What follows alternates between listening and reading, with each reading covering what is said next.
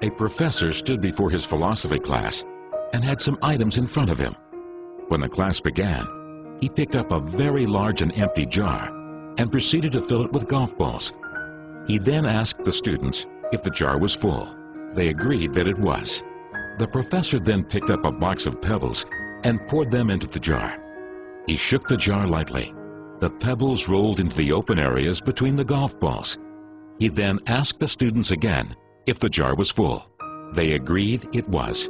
The professor next picked up a box of sand and poured it into the jar. The sand filled up everything else. He asked once more if the jar was full. The students responded with a unanimous yes. The professor then produced 2 glasses of wine from under the table and poured the entire contents into the jar, effectively filling the empty space between the sand. The students laughed. "Now," said the professor, as the laughter subsided, "I want you to recognize that this jar represents your life.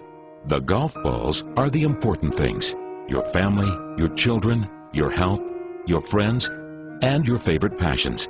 Things that if everything else was lost and only they remained, your life would still be full.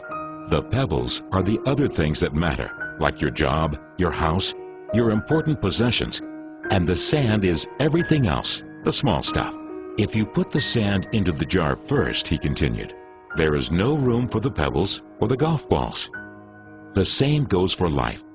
If you spend all your time and energy on the small stuff, you will never have room for the things that are important to you. Pay attention to the things that are critical to your happiness. Take care of the golf balls first, the things that really matter. Set your priorities. The rest is just sand." One of the students raised her hand and inquired what the wine represented. The professor smiled. "I'm glad you asked. It just goes to show you that no matter how full your life may seem, there's always room for a couple of glasses of wine with a friend."